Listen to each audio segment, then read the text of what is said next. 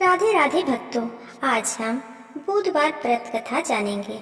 इसमें क्या खाएं, क्या नहीं खाएं, पूजा विधि कब से करें, कितना करें, सब कुछ बताया गया है। तो जानने के लिए पूरा वीडियो जरूर देखें। हिंदू धर्म में हर दिन किसी न किसी भगवान को समर्पित है। जैसे सोमवार भगवान भोलेनाथ को, मंगलवार हनुमान जी को, तो बुधवार गौरी पुत्र गणेश जी को। बुधवार के दिन भगवान गणेश की पूजा की जाती है। आपको बता दें कि बुधवार के को भगवान गणेश के अलावा बुध देव की भी पूजा की जाती है। कई लोग भगवान गणेश और बुध देव दोनों के लिए एक ही साथ में व्रत करते हैं, तो कुछ लोग अलग अलग व्रत का पालन करते हैं।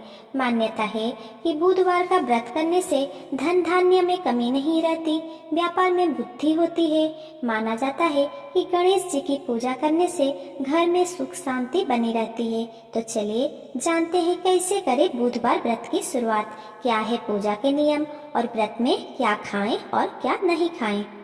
बुधवार के दिन व्रत करने वाले को एक समय खाना चाहिए। वो एक समय दही, हरी मूंग दाल का हलवा या फिर हरी वस्तु से बनी चीजें का सेवन कर सकते हैं। व्रत के दौरान आप दूध, फल आदि का सेवन भी कर सकते हैं। क्या नहीं खाएं? बुधवार का व्रत में आप नमक का सेवन नहीं करना चाहिए। बुधवार व्रत का शुरुआत कैसे करें और कितना दिनों तक करें? ज्योतिष के अनुसार अगर आप बुधवार व्रत को शुरू करना चाहते हैं तो शुक्ल पक्ष यानी कि कोई भी अमावस्या निकलने के बाद पहला बुधवार कोई भी या फिर कभी भी कर सकते हैं। बुधवार व्रत की संख्या 21 या 45 की जाती है। बुधवार व्रत की पूजा विधि। बुधवार व्रत करते हो तो इस दिन सुबह जल्दी उठकर घर की सफाई और स्नान आदि करके घर के ईशान कोण में मुंह करके भगवान गणेश और बुधदेव की पूजा करें, दीपक जलाएं, आरती करें। इस दिन हरे रंग के वस्त्र पहनना शुभ माना जाता है। भगवान गणेश को आप हलवा, बेसन के लड्डू या पंजीरी का भोग लगा सकते हैं। बुधवार व्रत कथा।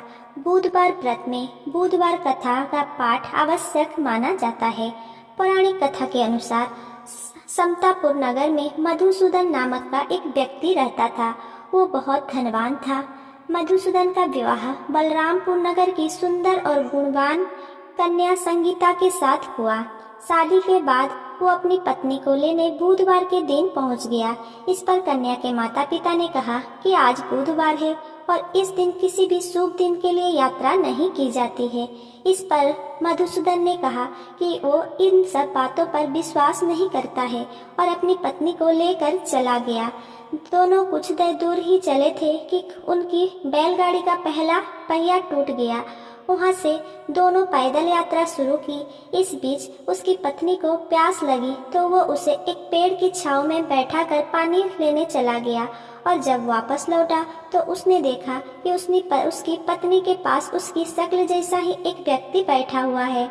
संगीता भी उसी शक्ल को दो लोगों देखकर हैरान हो गई। इसके बाद उन दोनों व्यक्तियों में युद्ध होने लगा कि कौन सच्चा है और कौन झूठ बोल रहा है। इस शोर से आसपास कई लोग जमा हो गए और उन्होंने सिपाही को बुलाकर उन्हें नगर के राजा के सामने ले गए। राजा भी उन दोनों में अंतर नहीं कर पाया और संगीता भी नहीं पहचान पा रही थी कि उसका पति कौन है। राजा ने दोनों को ही कारावास में डाल देने की सजा सुनाई। सजा सुनकर मधुसूदन घबरा गया और भगवान से प्रार्थना करने लगा कि उसे किन पापों की सजा मिल रही है। तभी आकाशवाणी होती है कि मधुसूदन, तूने अपने सास ससुर के कहने पर भी अपनी पत्नी को ले आया, ये उसी का नतीजा है। इसके बाद मधुसूदन माफी मांगता है कि बुद्धदेव मुझे माफ कर दे। अब कभी किसी शुभ काम के लिए इस दिन यात्रा नहीं करूंगा और हर बुधवार को व्रत भी किया करूंगा। इस प्रार्थना के बाद बुद्धदेव ने उसे माफ कर दिया। उनके ये कहते ही सामने खड़ा व्यक्ति गायब हो गया। राजा और सभी लोग इसे देखकर हैरान हो गए। इसके बाद राजा ने मधुसूदन और उसकी पत्नी को सम्मान के साथ विदा किया।